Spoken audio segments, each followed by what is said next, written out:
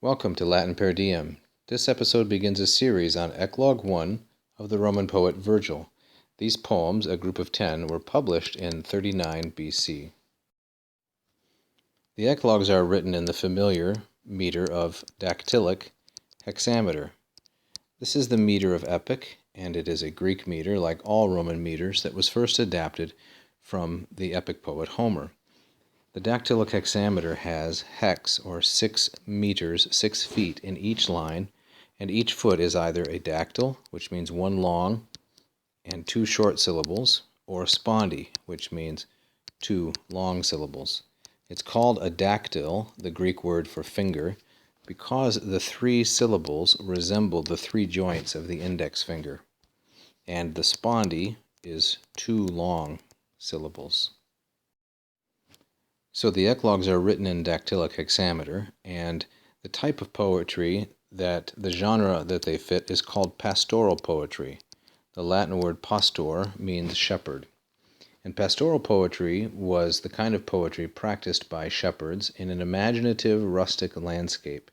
Shepherds in this kind of ideal setting would go out and tend their sheep, and they would compose and sing songs about the shepherding life and about their romances. They would sing these songs, sometimes competitively, to one another. The genre is thought to have developed on the island of Sicily, and the genre is credited to Daphnis, the son of the god of the countryside, Pan. One of the earliest and most famous practitioners of pastoral poetry was the Greek Hellenistic era poet Theocritus. Theocritus wrote a series of poems called Idylls, and these were the inspiration for Virgil's eclogues. Let's take a look at the first 3 lines of Eclogue 1. Ti teratu patulai recupan sub tegminaphagi, silvestrem tenui musam meditar risavena. Nos patriae fines et dulcia linguemus arva.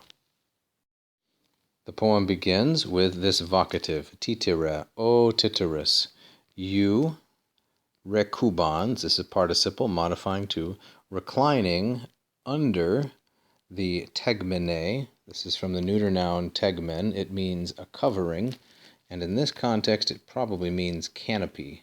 Reclining under the canopy, patulai of a spreading or broad beech tree. Fagus here is a feminine noun. Most trees are of the feminine gender in Latin.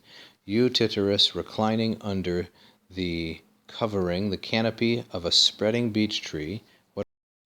You meditaris, you contemplate or meditate on. The object of meditaris is silvestrem musam, on the woodland muse. That means you practice pastoral poetry. You meditate the woodland muse. You do this tenui awena, on your slender reed. Awena is the Latin word for oat. So the idea is that he has a pipe made out of reeds or straws of various lengths, something like that. I, meanwhile, the plural, leave behind linguemus, and now linguemus has 2 objects. The objects of linguemus are fines and arva. We leave behind the boundaries of our fatherland and its sweet fields. These are the 2 accusative objects of linguemus. Join us next time, please, for more Virgil.